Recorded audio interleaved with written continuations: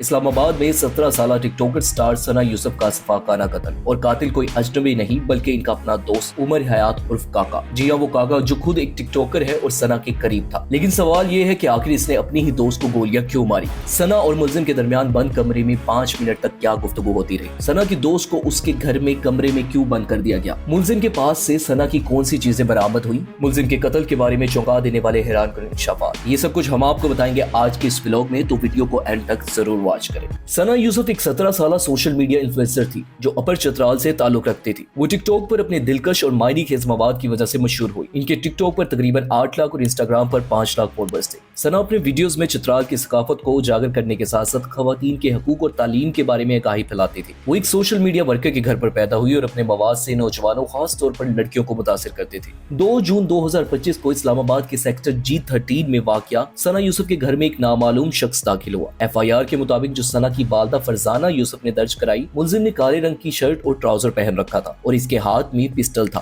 واقعے کے وقت ثنا کے والد گھر پر نہیں تھے، جبکہ ان کا 15 سالہ بیٹا اپنے آبائی گاؤں چترال گیا ہوا تھا۔ ثنا کی پھوپھو لطیفہ شاہ جو اس وقت گھر میں مہمان کے طور پر موجود تھی، انہوں نے بتایا کہ ملزم نے ثنا سے کمرے میں بات چیت کی۔ ایک غیر مصدقہ رپورٹ کے مطابق ثنا نے ملزم سے کہا کہ یہاں کیمراز لگے ہوئے ہیں، تم یہاں سے چلے جاؤ، میں تمہیں پانی پلاتی ہوں، جس سے یہ ظاہر ہوتا ہے کہ ثنا آلریڈی اس لڑکے کو جانتی تھی، وہ اس کا دوست تھا جس کو اس کے گھر اور اس کے کمرے کا بھی پتا تھا۔ خیر، اس کے بعد کمرے میں ثنا پر 2 گولیاں فائر کی گئی جو اس کے سینے پر لگی۔ گولیوں کی آواز سن کر خاندان نے شور مچایا، لیکن ملزم فوراً فرار ہو گیا۔ پڑوسیوں نے فوراً مدد کی اور ثنا کو ایک پڑوسی کی گاڑی میں پاکستان انسٹی ٹیوٹ آف میڈیکل سائنس پیمز ہسپتال میں لے جایا گیا، لیکن وہ زخموں کی تاب نہ لاتے ہوئے چل بسے۔ ثنا کی میت پوسٹ مارٹم کے بعد ان کے خاندان کے حوالے کر دی گئی جو چترال لے جائی گئی۔ ایک بڑی پیش رفت یہ ہے کہ اسلام آباد پولیس نے 20 گھنٹوں کے اندر ملزم عمر حیات عرف کاکا کو فیصل آباد سے گرفتار کر لیا۔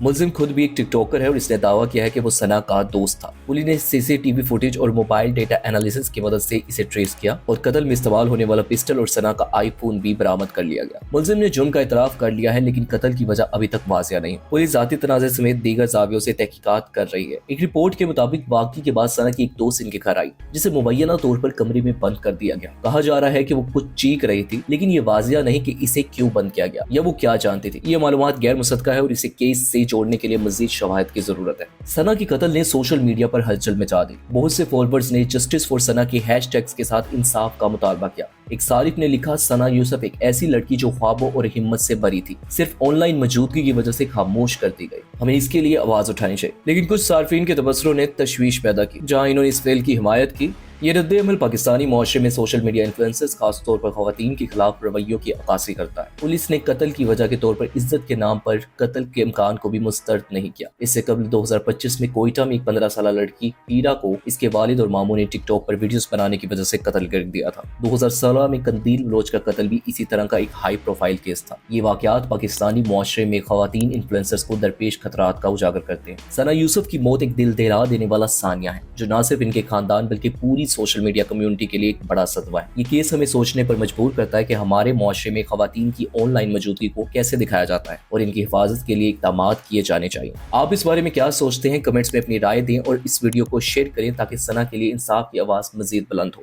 اور ثنا یوسف کے کیس سے ریلیٹڈ لیٹسٹ اپڈیٹس جاننے کے لیے ہمارے چینل کو سبسکرائب کریں اور بیل آئیکن کو دبانا نہ بھولیں تاکہ کوئی بھی اپڈیٹس آپ سے مس نہ ہو۔ ملتے ہیں اگلی ویڈیو میں، تب تک کے لیے اللہ حافظ۔